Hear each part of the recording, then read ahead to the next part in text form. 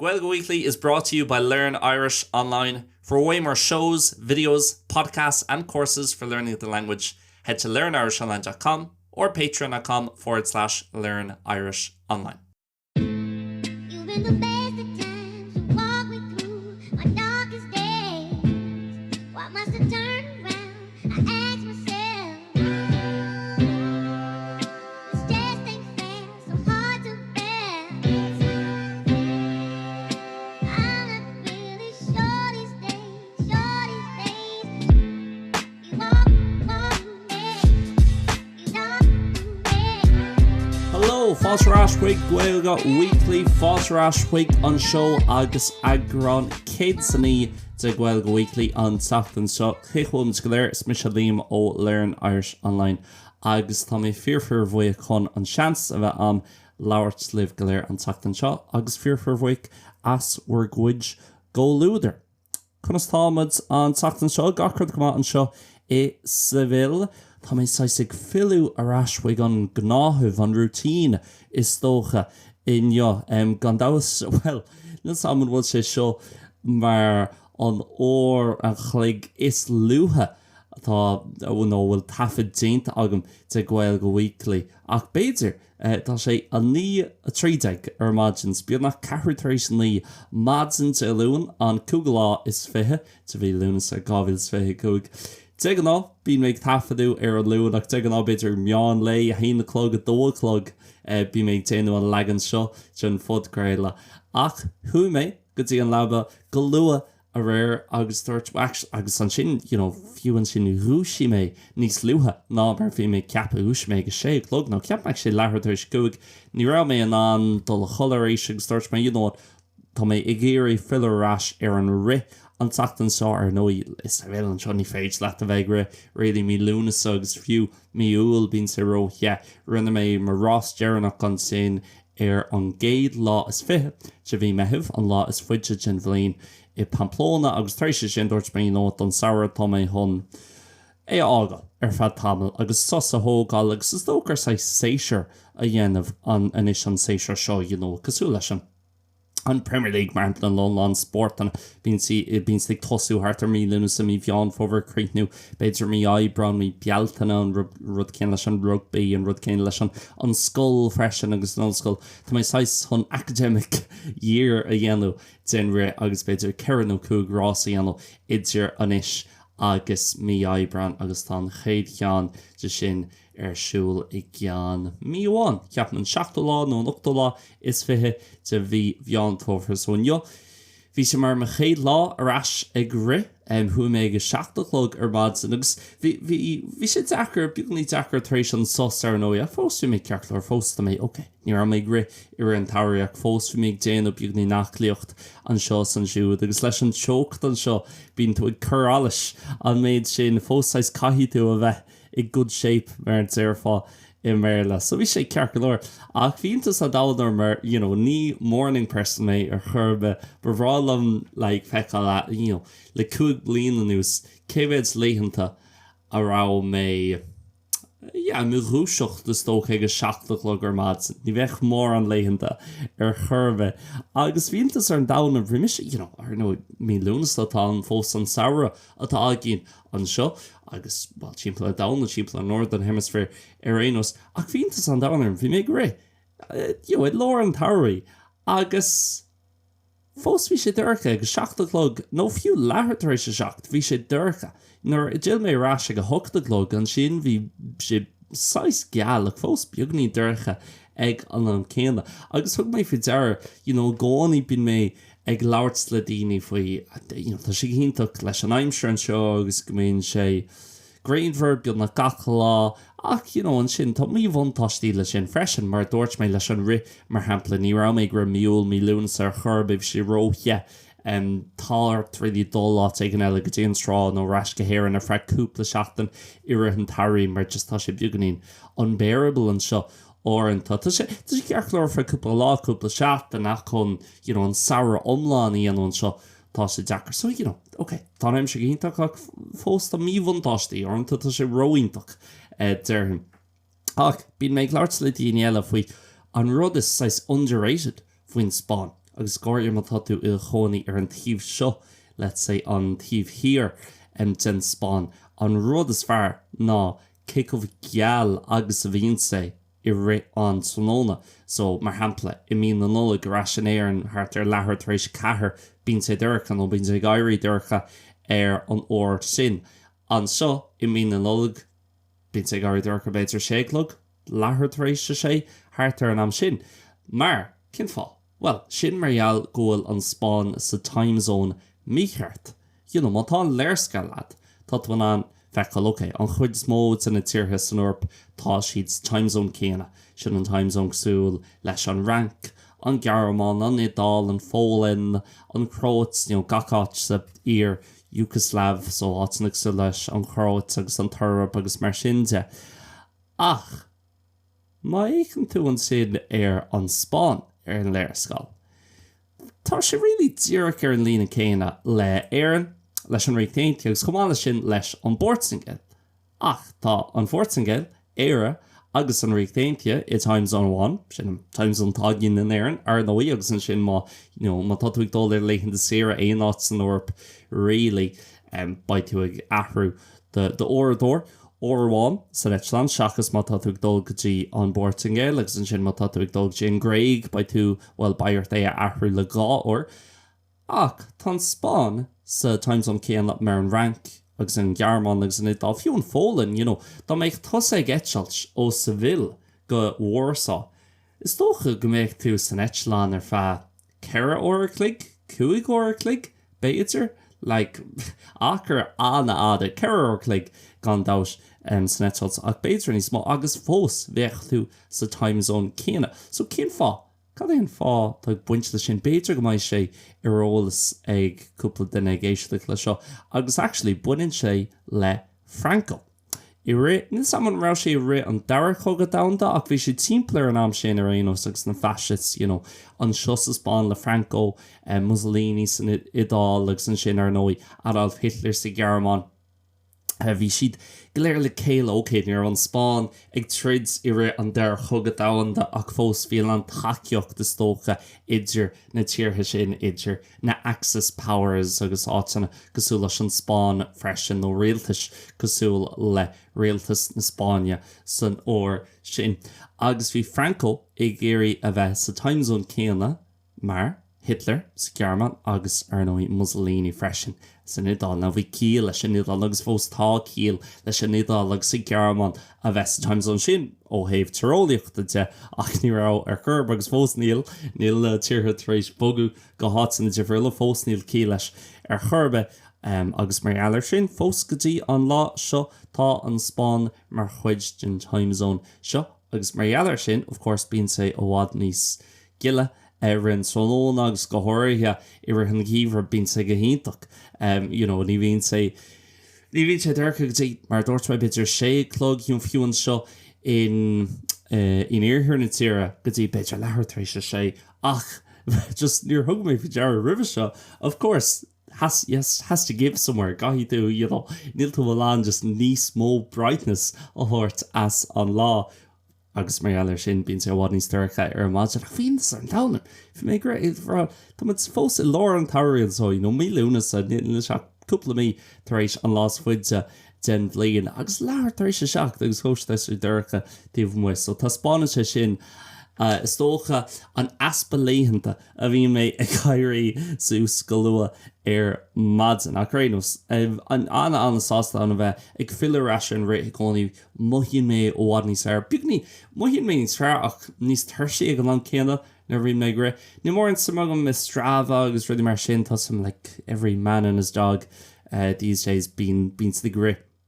Agus an chur rudí ar Strava agus ag sin ó half marathons. Ní mór an samagam as bheith in tracking dhéanamh lo na hifrica má tá mé ag tréna le lap marathon mar hampla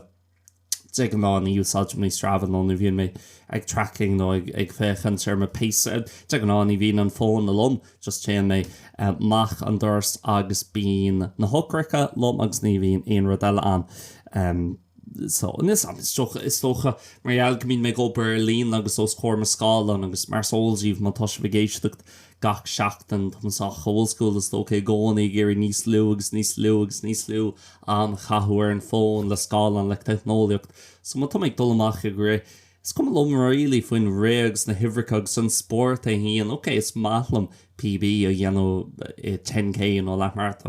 má tá rásam ach réilí is cuma Tás níos mó just chun fálamach as an teach chun buganí Gnáthleacht a dhéanú chun a bheith bogu just ó thaobh sláinteide ó thaobh stócha a chuid meabhair sláinteide a chu maith le sin just sláinte generálteach sláinte physiciúil. So an sásta a bheith raisic déanú é sin níl sa chomh te an tachta seo agus an tachtan seo gona gcónaí an chéad lá mí bheán fóver bín an tucht ag leidú hart ar 5 nó 6 chéim. So fós bairm dólar madsan beidir ní chomhlua bar 7 chlog a 8 chlog a 9 chlog a 10 chlog gotí beidir mé dhearfóver stegan á mé dhearfóver an sin datún an dólaríis i ri an tróna. So yeah, sin an madsan a bhí am gotí seo agus an fadóhid a rinne mé episóid a Gaeilge Weekly chomhlua seo ar madsan. Seach sé sin gacrad go má an seo is bhil, is íomlumm an chuid seo an bhlín is tócha is ag dolas teach go mí bheán fóver mí ar fóver. Nar bhí mé ra sin éan níor hatan an chuid so lom actually beidir bhí mí bheán fóver ceartlair sin mí ar fóver mí a saona mar dúirt mé sin nar bhín na clé gagathrú ag deir mí ar fóver níl sam ní bhín mór in arsúil ceach na éan bí na bhád níos mar rudí arsúil ar an tairí agus ní bhín tád a réí arsúil háartar mí ar fóver mí na saona nó ní bhín an méids rudí céine ach an seo is ban bín an bháirt i gceist the opposite réí bí na bhád níos mór rudí an seo arsúil is toch mi bheall fóver mí ar fóver mí na saona agus an sin beidir mi fiar mí mórta mí aibran. Mi fiar mí mórta mí aibran beidir sin níos mó rudí áitsúla rudí cosú leis Easter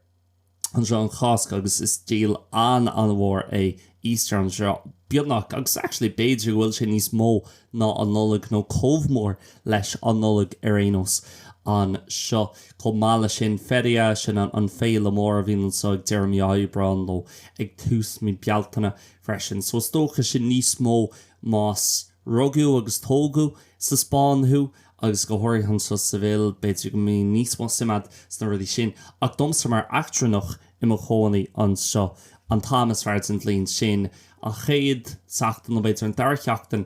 de mí bheán fóver gotí beidir an chéad seachtain an dearcheachtain de bhí nó nullag. Tá aimsir go hintach ní bhín sa roichead, ní bhín sa ór, bín lán rudí arsúil, bín lán imtaí arsúil, tá tú an bhuiach as an saoil agus an beocht a hagan arás chuig na chathraach tar éis cúpla mí gan éon rud arsúil tar éis cúpla mí an ciún an seo míúil agus mílúnas so ansásta gúil muid ag dúirdim leis an gcuid sin den bhlín agus ansásta freisin anis marial ar seo. So, that big news, as you might have seen on other platforms across Learn Irish Online, is that our new course is now available. I've been working on this all throughout the summer, and it is finally here. It is Gaeilge Weekly, the Big Guide. It is a deep dive, comprehensive look at Munster Irish to helpfully hope you understand it a lot better. After going through this course, which as always at learnirishonline.com is completely self-paced and you've lifetime access to the course, you should feel significantly more confident in listening to native speakers from the Cork and Kerry Gaeltachts. It's now available on learnirishonline.com. If you're unsatisfied with it for any reason within the first 5 days after purchase, you get your money back. No questions asked. If you have any questions about it, give us an email or message over on Instagram and hopefully you'll enjoy it and be able to understand more podcasts such as Gaeilge Weekly, but that have more Kerry, Cork and in general Munster-based speakers on them. Available now at learnirishonline.com, Gaeilge Weekly, the Big Guide. Mas rud ag ghfuil tú éisteacht ar Patreon mar bháil ní bhaid éon ad an sin, so bhéidir go bhaid an jump cos beganín aisteach ach just ag leabhart beganín an sin faoin gcomharsa nua ag teacht amach nó atá inis amach actually agus tusa ag éisteacht le seo ar learnirishonline.com. Freisin nuachthmhar well lis am an nuachthmhar seán bhfuil simig daoine I rud ag sula seo níl clúán chun na ar na rách ní féidir ach teacht an seo gachlún agus just leabharsfriad rudaí atá ar min sin agus gan a bheith ag plán an lemar cos tá breolar mar tá ag bigging up is tócha na rudaí seo óireanta ach dumsa tá mis ag sáisiid faoi mar a dtíar fá a gona mar tá ag sáisiid tá happy agus tá an ag sáisiid mar ó mórach tá delivery tá rud aigen a cheanimé ag tSagairt agus sin vinyl player nor seintóir cearnaí as Gaeilge ba sé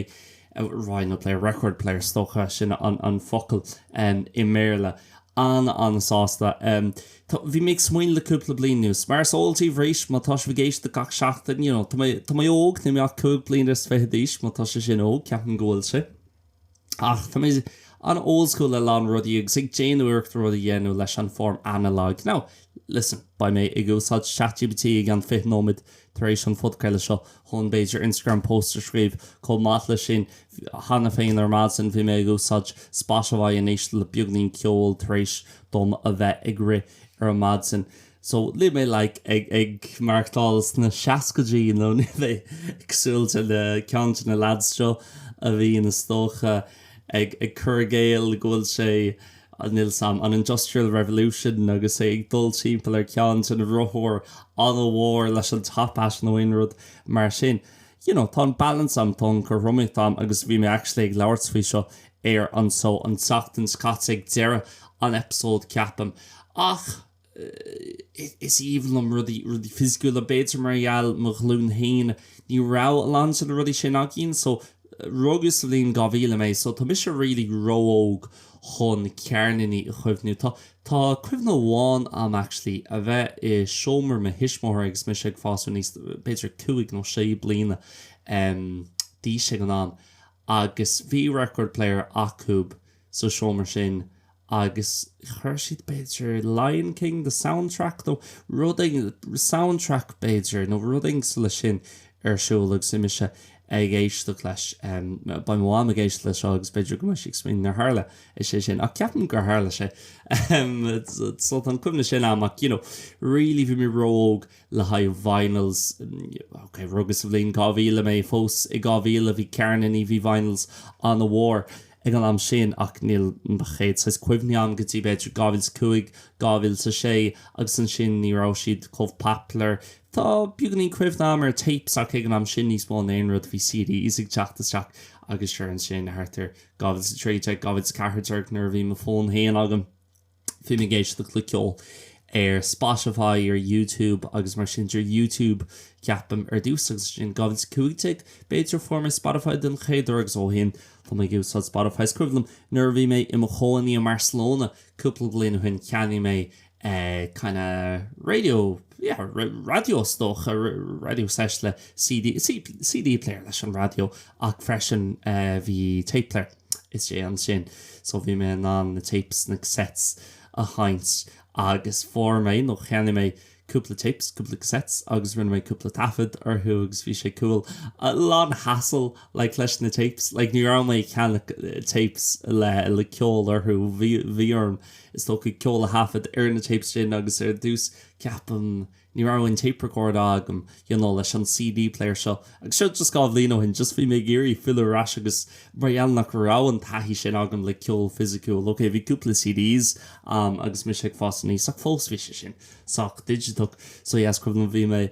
bhí orm I Barcelona ceapam an ceol íslódal ar an riomhre chuna de féidir de point stocha agus an sin an ceol a chur ar CD a haint ar an CD player agus an ceanna an tape a hafid agus níor an audio rohá tócha mar bhí sé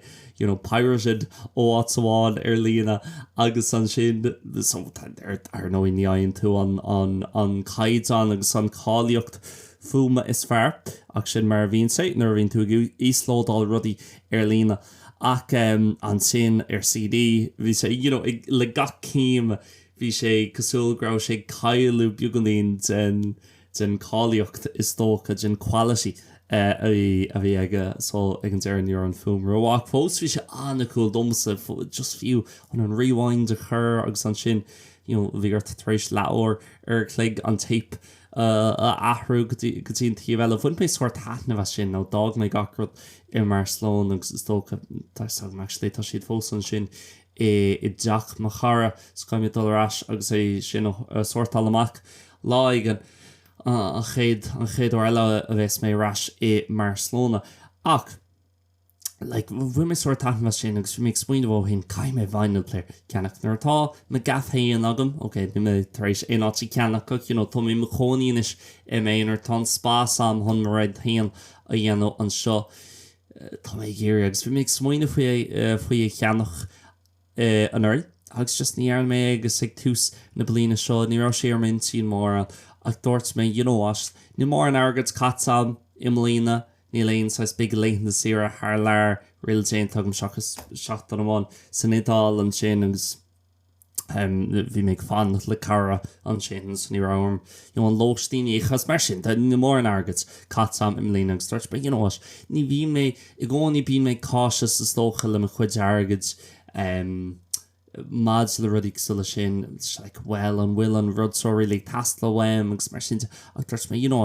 ní bhíon sé tarlú go minic nó ní bhíon mé riomh ag ceannach rud éigen domhéin agus a cathú cúplacéad euro níor cha mé cúplacéad euro sa bhí sé bit 7-8 euro cean má cean dar láha ach cean le caiidzán an ord nó brand má ar nó sotá sé ag sriú ó mórc an seo armcheach agus tá mé cóigsáise tá mé ar bís chun é úsáid tá mé an dulg dé an vinyl record shop idio tá bit cuaig nó 10 nóméid bhaim an seo agus cúpla vinyls cúpla cearnín má chéad cúpla cearnín a cheannach expensive habit ge into tá sambar má tá tú ceannach ruding sa le definitely maybe le Oasis nó the Smiths album nó má tá tú ceannach whatever Amy Winehouse einsáis album sa le sin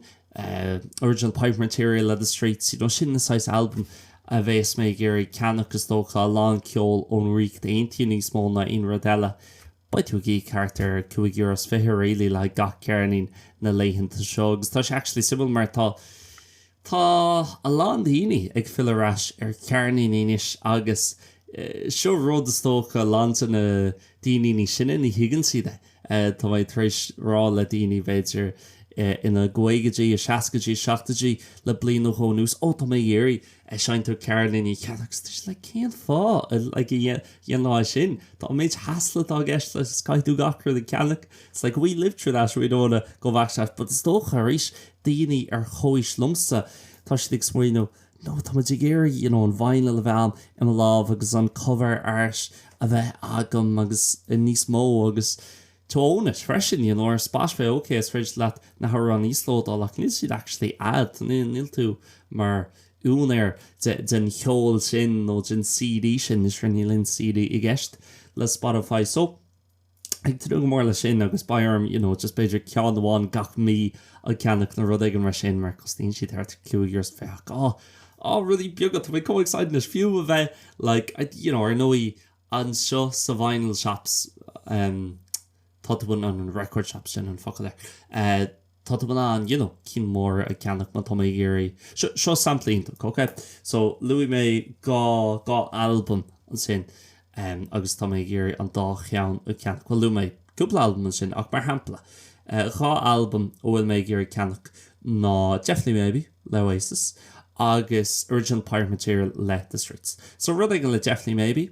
by Oasis cinnte go tú lá na cheannach an seo tá sé feice agam I record shops an seo fiberbit mar tá Oasis an na choú timpplaán down fresh an album le the Smiths fechtú ná Amy Winehouse Beidir Archie Monkeys ceapam the Strokes ruling mar sin ach an sin original pirate material le the streets cé gohfuil sé sin sa rí Déanta agus an éan beag na chomhmór le Amy Winehouse agus Archie Monkeys agus Bonnie Ceol eile agus Archie Sella ní féidir that running sa le the streets a cheannach an seo sa Spáin caiithú é cheannach ar líon agus ceapan leat an spray sin dul seach sa record shop agus é fiochú sús agus é cheannach go fis cool can defeats the point má tá tú well sé domsa bheith sé defeat na point beagnaí do mé fá is dócha chun gachrad a ordú ar líana so tá mé ag éirdal seachán agus be si go deas fiú an chéadú eile a bheits mé i London nó aon áit sa ag Déanta an méid record shop sta go bud sé a ríis le a lán air se nach maiimán an ceannachan seo agus listen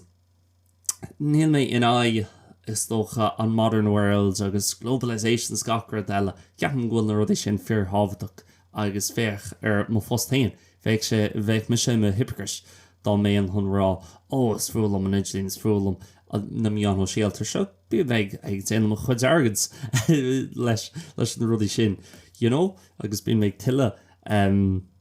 agus bí méid ag marachtal mar ealar sin is dócha ní smó naon rud eile so tá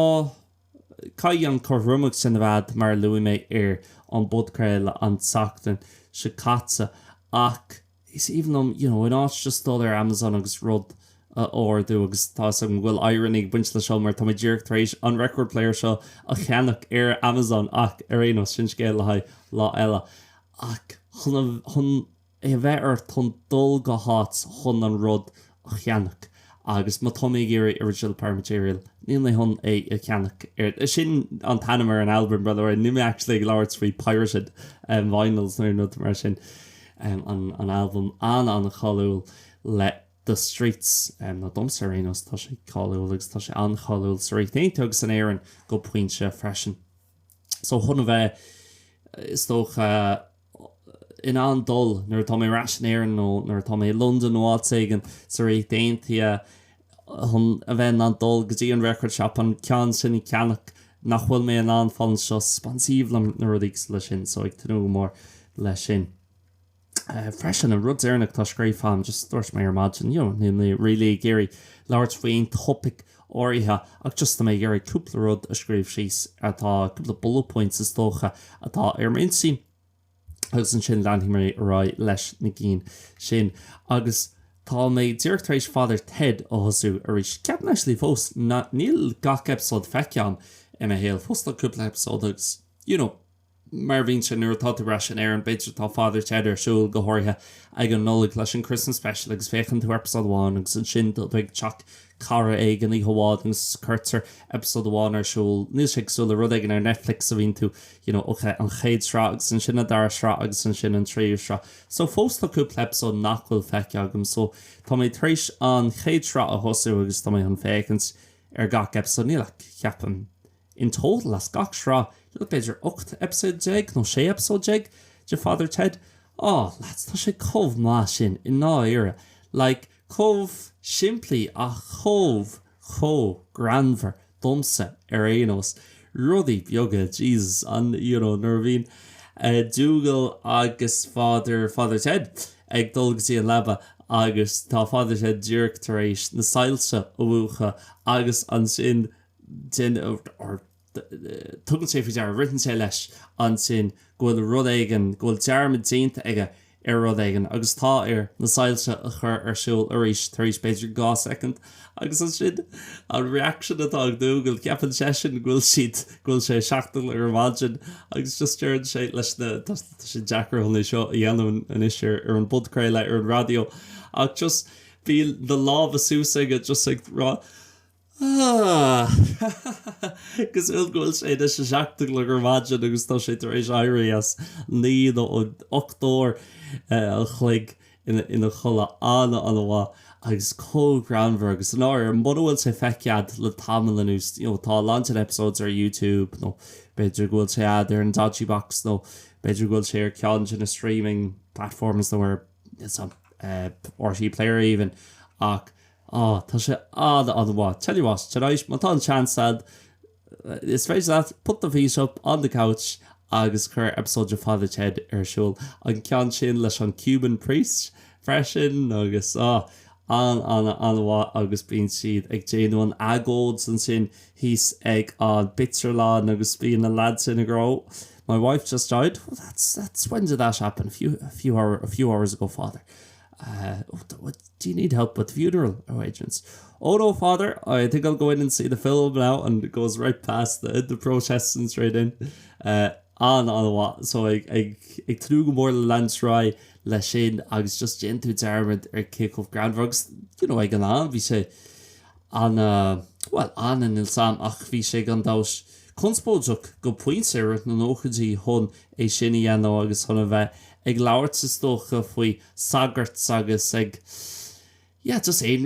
because of fós in air an bíonn sé beagnaí mar sin ach níos mó tro go bliain ó hin aon rud a bhhain leis an sépéil is féidir leis a bheith beagnaí conspóideach agus an bhfuil muid compordach le rud ag sula sin a chur amach ní sam ach an anhas tá méid filarráir fád teag féchans ar na hagrán difriúil agus just great crack, great entertainment atá ag buint leis.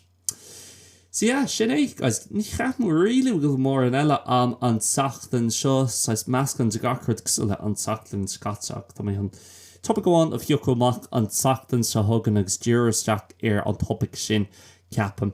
Mars gannach má tá tú i ggéirí fáil i dteagháil lon ar an podcréile nó inrad ag buint leis an podcréile nó comála sin le Learn Irish Online. Is féidir leat riomhfosta cheola chuigam ar liam.learnirishonline@gmail.com sin liam.learnirishonline@gmail.com. Tá mé fearfar bhuiach go tú éisteacht leis an podcréile agus bíonn mé i gcónaí, má tá ag éisteacht leis an podcréile anis na má tá tú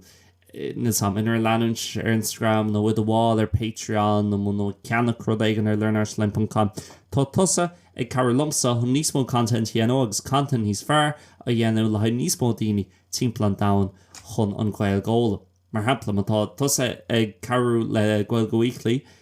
agus tá níos mó daoine éis le Gaeilge Weekly tá mise ná níos margaid heile mar dhealar sin tá mise ná níos margaid ar chuirteach in our advertising ar Instagram agus ar YouTube agus Google agus mBéarla sin ba is ag níos mó daoine faoi mar hapla Gaeilge Weekly Learn Irish Online agus ba níos mó daoine in an na haicmhainní a churchaíonn muid úsáid chun Gaeilge a ólam nó chun feabhas a chur ar a gcuid Gaeilge. So just fiú tusa ag éisteacht leis an podcréile seo tá tú carú leis an Gaeilge agus tá tú carú linn chun an Gaeilge a dhéanú níos simplí le haid daoine timpeall an dá.